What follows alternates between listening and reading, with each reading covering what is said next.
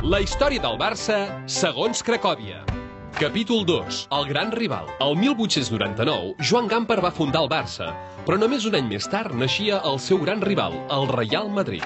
La història diu que els fundadors van ser dos germans catalans, els Pedrós, una tarda d'hivern en un cafè de Madrid. 1, 2, 3 y 4.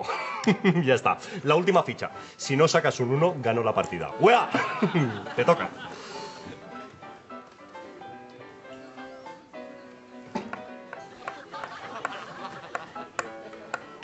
¿Qué? ¡Ah, yo! Un 1, no. ¡Mierda! ¿Y ahora qué? Te comes mi ficha y cuentas 20. Joder, suerte.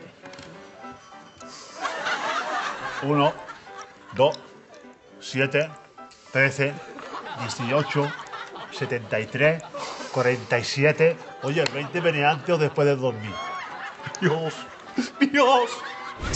Aquests dos no. Aquests són els avantpassats de Gut i Ramos. Els germans Pedrós són els de darrere.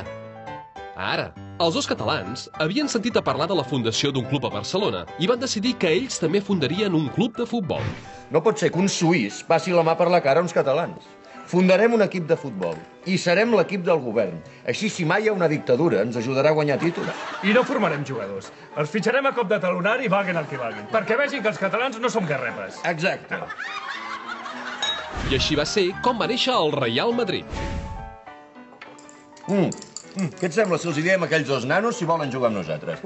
Escuchen, jóvenes. Hemos fundado un club de fútbol, el Real Madrid. ¿Les gustaría jugar con nosotros?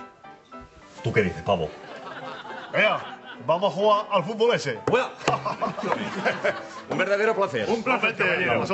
Caballero, un ¿Qué pasa? Ahí estamos. Ja t'ho deia jo, que això seria un pim-pam. Pim, pam, pim, pam, pim, pam, pim, pam, pim, pam, pim, pam, pim, pam. I així va ser com va néixer la música màquina. Pim, pam, vamos, que nos vamos. Venga, primos. Nos vemos. Pim, pam, pim, pam, pim, pam, pim, pam.